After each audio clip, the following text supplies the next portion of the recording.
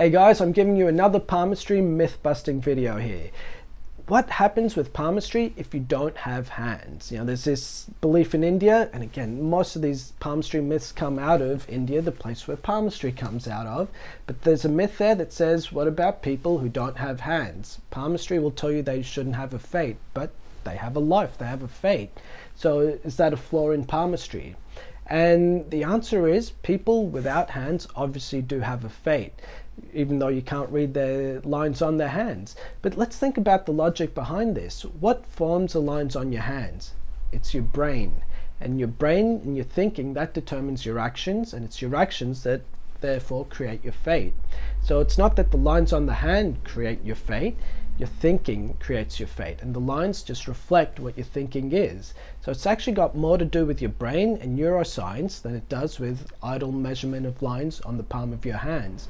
Whether you have lines on your hands, whether you have hands or fingers or not, you still have a brain, and as long as you have a brain, you have a fate.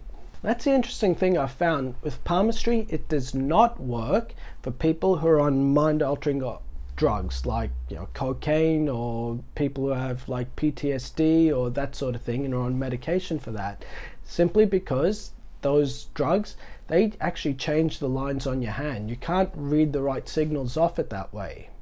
And for most of the palm readings I've done where I've just completely gotten things wrong, it's because the person has neurological problems like PTSD or epilepsy or that kind of thing. But modern palmistry is actually bridging the gap between psychology and neuroscience. I myself did a PhD in palmistry, and what I studied was actually childhood trauma and the way it creates lines on the hands. Then we tied that in with psychology to say if, like for example, a child has parents who got divorced at a young age, what's the statistical probability that they will get divorced as an adult? We could track that using the lines on the hands and also neurocircuitry. So there's this whole school of modern palmistry, or I should say postmodern palmistry, that's actually got a very strong scientific basis, and you can actually back this up with MRI scans, and people are getting PhDs for this sort of research. I believe in about the next 10 or 20 years, palmistry is going to start to enter mainstream science. But bringing this back to the ancient tradition of palmistry, it wasn't created in a vacuum. It was created alongside astrology. In fact, you can read the lines on the hands and reproduce someone's birth chart. And I've got a video on my channel about that, and I'll link to that in the description over here. You can also read someone's hands and figure out the vastu of their house. Is there water leaking in this part of your house? Is there like a crack in this specific corner of your wall? You can do all these things because it's all connected to a universal energy. And palmistry is also created to face reading. So you can look at someone's hand and actually have a reasonably accurate idea of what their face should look like, even if it's just like a picture on a computer screen. You can go vice versa as well. If you know what someone's face looks like, you can produce an outline of what their hands should look like.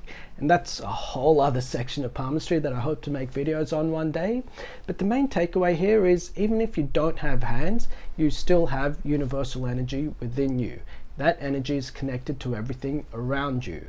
So it's not that the lines create your fate, it's your brain and your actions that create your fate. And the way you read that, if it's not through the lines on your hands, you can do it looking at your birth chart, you can do it looking at your house, or the vastu and the energy in your house.